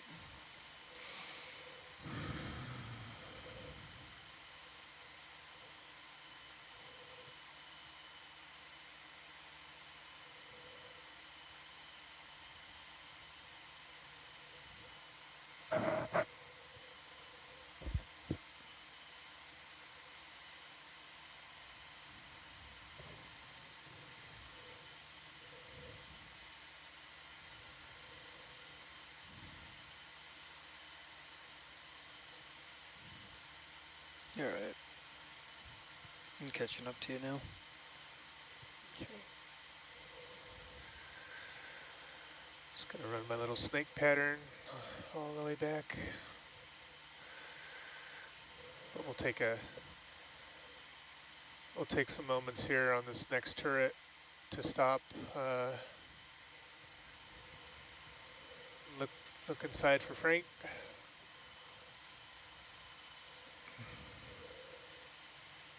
This is a turret, right? Yes, the first one, and Yeah. the second one here is. Yeah. Could before we go over to the second one, can we get a look at the rangefinder, and because we can clearly see that one in this view as well? Can we just see what it, just for comparison's sake? Looks like there's some of that white coral growing on it too.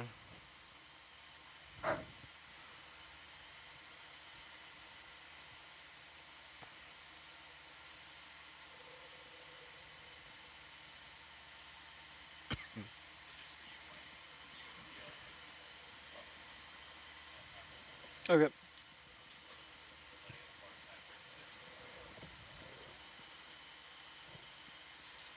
Tell me when you're. I'm caught up to you. No, for Frank. Frank, tell me when you're happy with what you see. And can you continue to turn and come up at it from the rear?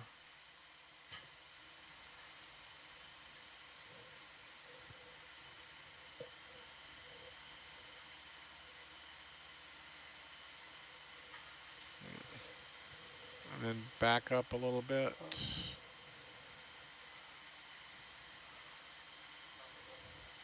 This is turret A. We noticed that you could actually see the rangefinder in this one, so just wanted to get a close-up of that.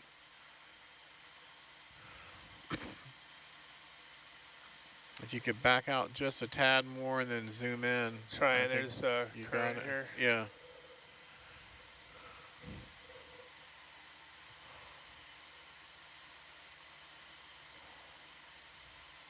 Good Lord.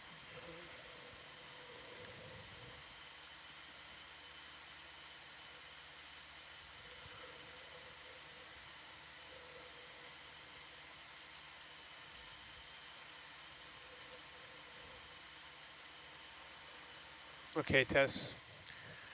Yeah, Let's give that's just good. a little bit of a zoom. Yeah. Not too much.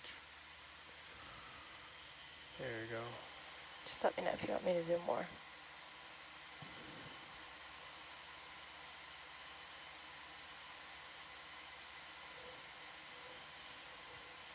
Can we zoom in right there? Sure, go ahead. So this is the piece that connects the two ends of the rangefinder, is that? Yeah. Wow. Yeah, I So guess this that's is what we saw in turret 2. We can see it, or I'm sorry, A turret, B turret, so we can also see it in A turret. Oh, that's pretty sick, spectacular. Yeah. I guess there's a lot of mirrors in there and stuff like that.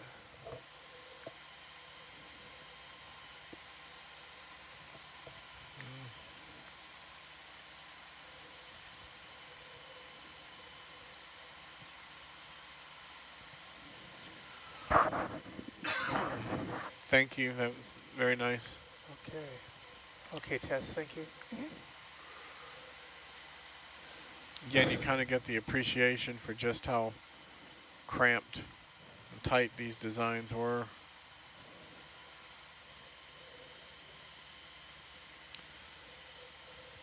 What's interesting too is the innovative nature that they did these things without advanced electronics.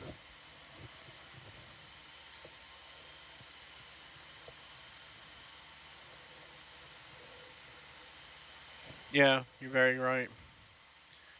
You might have to come up high on your tether. Come up a We're bit higher. right above me.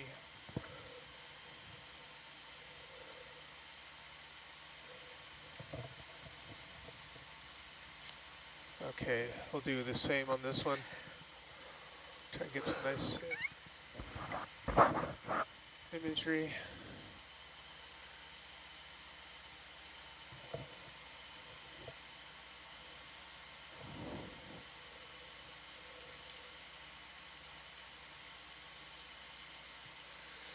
Let's do some quick lasers. Let's do a quick laser sweep so everybody knows how big things are.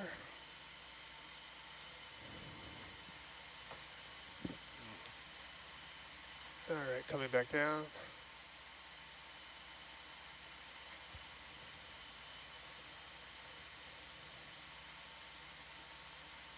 Okay, Frank, is there anything you'd like to look at here? I guess we can zoom in some if you'd like. Yeah, can we zoom in on possibly one of the breaches? Yeah. Go ahead, see Tess. how far we can get down into the actual... Wow. Oh my gosh. So it appears the breaches are closed.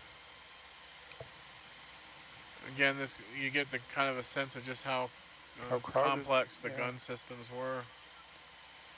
And how many people would be in a turret like I'm that? not sure what the manning was for. I think I read there were 5 in some of the U.S. ones. But Whoa.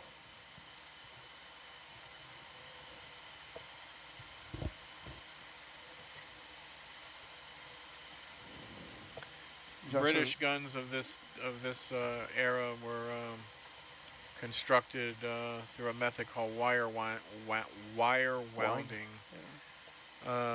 Consisted of, I would say, miles of steel wire wrapped around a central core to give the barrel strength. And it was a method that the Royal Navy used and the Japanese imitated. And so the guns of their cruisers and battleships were also constructed very similarly. Jonathan says that the wheels are compressed air valves for cleaning the gun after firing. And John Parcell chimes in that at least 2 men per barrel, and then several in the turret rear, and turret captain, and so on. If you're a Royal Navy nerd, here's your chance to get a extreme fix. Your plate, you said there was a plate you wanted to see? Yeah, there was, it was kind of in the center. We zoomed in on it earlier, but I don't think you could get any closer. See it right there? Right over the, use your screen thing, your little circle. Over here? Is that what you're talking about? Nope, a little further to the center. To the center. See the 2 eyepieces in the center? Here?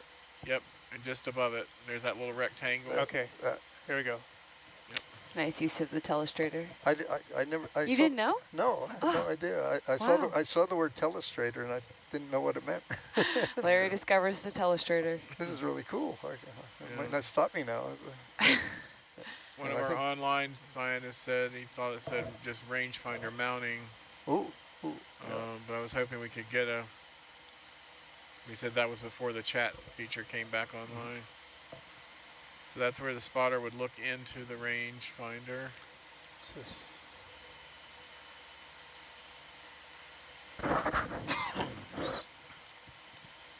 that as far as we can zoom in? Yeah, that's it. Yeah. We want more. Something mounting patent, I was hoping the manufacturer's name would be. passenger mounting or Yeah, something. something, yeah. I see mounting pad. It's probably rangefinder mounting, but I was hoping it would. Oh, rangefinder mounting, that's what it says. I was hoping we could make out the manufacturer name on it, but I guess that's a bridge too far at this point.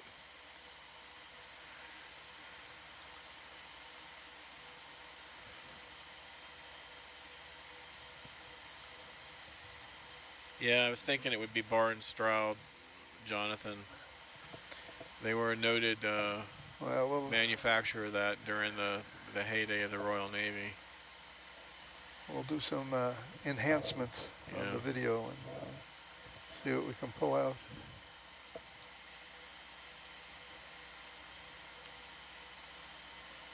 Oh darn, Seth just joined us. I guess we have to start over. Let's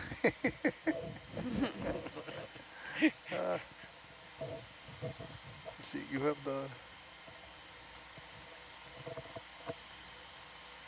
Okay. Yeah, thank you for zooming in. I appreciate it. And somebody there mentioned that one of the guns looked jammed. I have no idea how they can tell that, but... One looks set further back than the other, like it's in recoil. They said you're unstoppable now that you've discovered the telestrator. I'll stop. Oh, it's gone. Oh, no.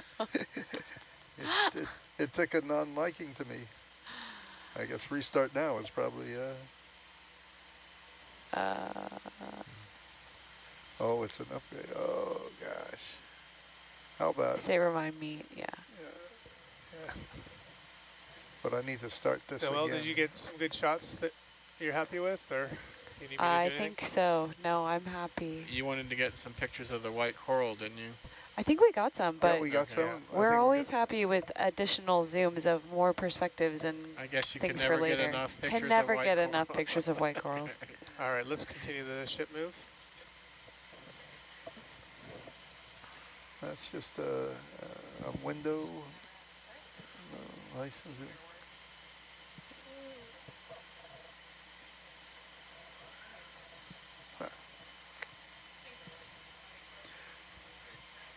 My fingers don't usually work.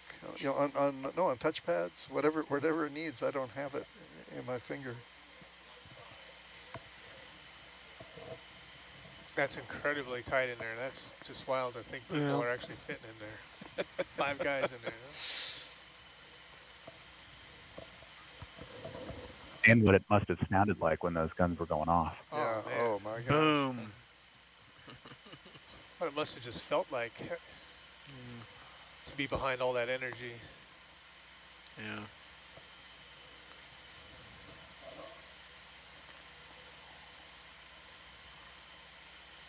And this is an 80. You know, John Parshall, I have to agree. I don't quite understand your wife's reluctance to be excited over this. When I first saw this about an hour and a half ago, I'm like, boy, I'm glad I came up an hour early for this. I'm getting some weird looks here.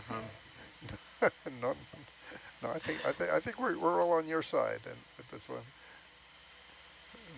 None of us would be here if we weren't excited. I know by some of my folks are watching this back in Washington D.C. and want to thank them for covering the office in my absence to allow me to sit here and chat with you folks. Your boss has been joining in and sometimes. But he's I'm just very checking to make sure he's really here. Yeah. Yeah, I'm very, very grateful to my staff for covering for me like this and carrying out the day-to-day business. We're very glad that you're here. Yeah, you're starting to get pretty far ahead. Someone said to ask the rock guy, which I think maybe that's you. Well, I don't know. Not me. The rock guy, what kind of seafloor action we've got going on. So whoever identifies as the rock guy in here, Larry go the ahead. Rock. Coming back around. Yeah, not much seafloor action right Dabbit master and keeper of the dowsing table. Now, at last night's wreck in Northampton, we saw real evidence of a hard impact, and there was a big berm around the vessel. And here we don't see much of that. Gotcha. Cool. Everywhere we've seen kind of just generally soft sediment. Although with some of the Drix surveys, there's, remember the large mound and things like that, there's clearly evidence of some hard structure. So I don't know how thick the sediments are, but you can see how sedimented things are here. 80 years or so, that's what's accumulated. We've also had lots of currents, moving stuff around. And somebody commented, I thought it was an interesting comment, and I think correct, that not only have we seen differences in the life, that the biological growth on the different wrecks, we've also seen some that had a lot of trash that had been accumulating around it, and this one not very much. That's and true. Again, that might be a good indicator of what the prevailing currents are and how the wreck is oriented with respect to those currents. And the sad thing is, inevitably, there is trash floating around, and you got a big obstacle like this, it'll just accumulates. Yeah.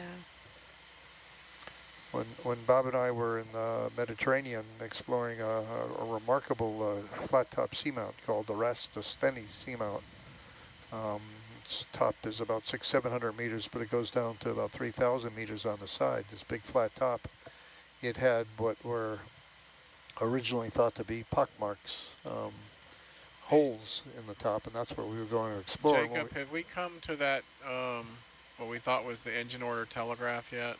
I looked away. I was hoping we could zoom in on that to see if we could see what the setting was. Should be right there. Yeah, there it is. There it is. Yeah. Can we zoom in on that and see if we can see the setting? I'll let me drive right up to it here. Okay. And we found that they were actually not pockmarks, but karst topography, but in the bottom of every one of them, just trash had accumulated, and it was really sad. That is really sad. Noel, I'm going to get you set up here for your other camera too. Excellent. There you go.